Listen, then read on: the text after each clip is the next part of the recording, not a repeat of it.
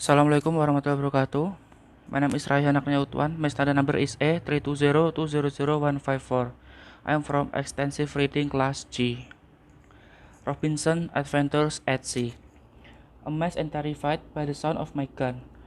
When they saw that the leopard was dead, they approached him. They wished to eat the flesh of this animal. I made signs to tell them that they could have him, and they began cutting him up. They cut off his skin and gave it to me. Leaving my friendly negroes, I sailed for 11 days. As we approached Cape Verde, Huri cried out, "Master, a ship!" I saw that it was Portuguese ship. I sailed towards it, and in 3 hours I reached it. The men on the ship asked who I was. When I told them my story, they were very kind. They took me on board their ship with all my property from the boat. I offered all my property to the captain to thank him for saving. But he would not take it. He said they were sailing to Brazil. He said that my property would be returned to me when we arrive. He offered to buy my boat from me. He paid my 80 pieces of 8 for it.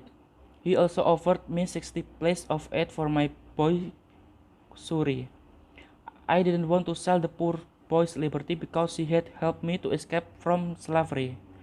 Then the captain offered to set Suri free in 10 years if he became a Christian. Suri said he was willing to go with him, so I let the captain have him. About 22 days later, we landed in All Saints Bay in Brazil. I will never forget the captain's kindness. He bought a lot of my property from the boat. I left the ship with about 220 pieces of it. In Brazil, I saw how well the sugar planters lived.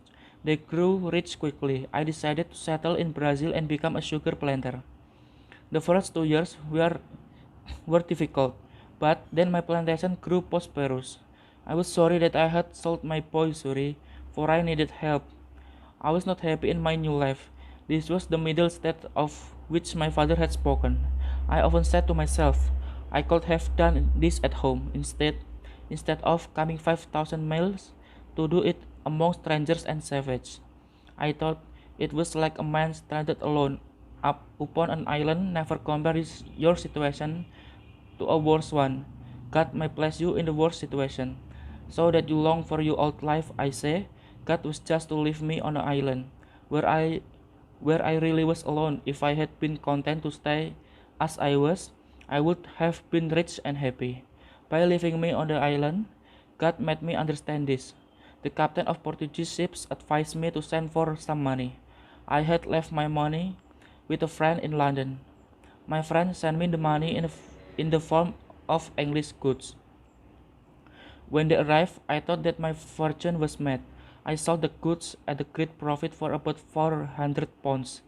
As soon as I got this money, I put myself a Negro slave. After 4 years, I had learned the language and made some friends among my fellow planters. I told them of the trade in Negro slave on the African coast. If a merchant take knife, hatchets, and other thing a little value, I said, he can easily trade them for gold and Negro slave. They listened very attentively, especially to the part about buying slaves. There were very few slaves in Brazil at the time, and they cost a lot of money. 3 planters came to me and the next morning. They said they planned to buy a ship and sail to the African coast to buy slaves.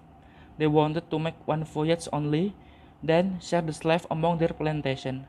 They asked me if I would go on this voyage, and they promised that I would have a share of slave without spending any money. Kagum dan takut dengan suara pistol saya.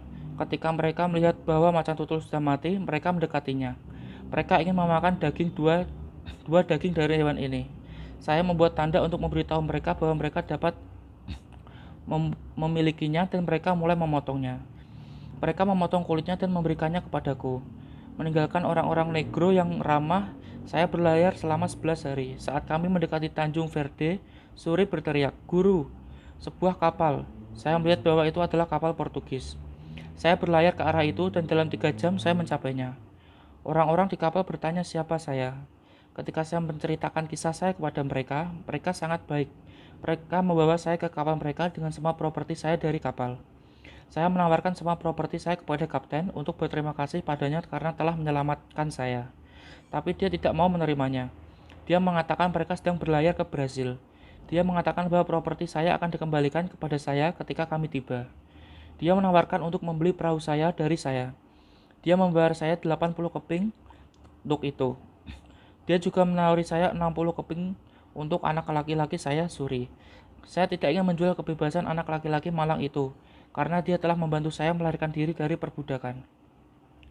Kemudian, kapten menawarkan untuk membebaskan Suri dalam 10 tahun jika dia menjadi seorang Kristen. Suri berkata dia bersedia pergi bersamanya. Jadi, aku membiarkan kapten membawanya sekitar 20 hari kemudian kami mendarat di All Saints Bay di Brazil. Saya tidak akan pernah melupakan kebaikan kapten. Dia membeli banyak properti saya dari kapal. Saya meninggalkan kapal dengan sekitar 220 keping 8. Di Brasil saya melihat betapa baik para penanam gula hidup. Mereka menjadi kaya dengan cepat.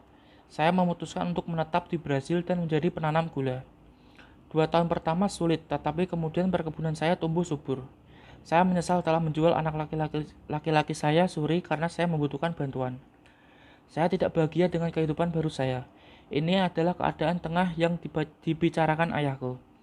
Saya sering berkata pada diri sendiri, saya bisa melakukan ini di rumah, daripada datang 5.000 mil untuk melakukannya di antara orang asing dan biadab.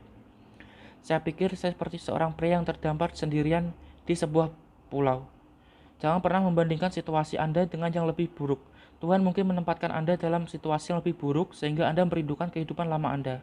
Saya berkata, Tuhan hanya meninggalkan saya di sebuah pulau, di mana saya benar-benar sendirian. Jika saya puas untuk tetap seperti ini, saya akan kaya dan bahagia. Dengan meninggalkan saya di sebuah pulau, Tuhan membuat saya memahami hal ini. Kapten kapal Portugis menyarankan saya untuk mengirim sejumlah uang. Saya telah meninggalkan uang saya dengan seorang teman di London. Teman saya mengirimi saya uang dalam bentuk barang berbahasa Inggris. Ketika mereka tiba, saya berpikir bahwa keberuntungan saya dibuat. Saya menjual barang-barang itu dengan untung besar, sekitar 400 pound. Segera setelah saya mendapatkan uang ini, saya membelikan diri saya seorang budak negro. Setelah 4 tahun, saya telah belajar bahasa dan berteman di antara sesama pekebun. Saya memberitahu mereka tentang perdagangan budak negro di pantai Afrika. Jika seorang pedagang mengambil pisau, kapak, dan barang-barang lainnya yang tidak berharga, kataku, dia dapat dengan mudah menukarkannya dengan emas dan budak-budak negro mereka. Mereka mendengarkan dengan penuh perhatian, terutama bagian tentang membeli budak. Ada sangat sedikit budak di Brasil pada saat itu, dan mereka menghabiskan banyak uang. 3 pekebun datang kepada saya keesokan paginya. Mereka mengatakan berencana untuk membeli kapal dan berlayar ke pantai Afrika untuk membeli sebuah budak. Mereka ingin melakukan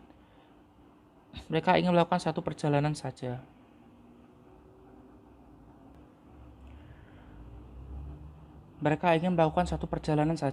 Lalu membagi 3 budak di antara perkebunan mereka. Mereka bertanya apakah aku mau ikut dalam perjalanan ini, dan mereka berjanji bahwa saya akan mendapatkan bagian dari budak tanpa mengeluarkan uang. Terima kasih.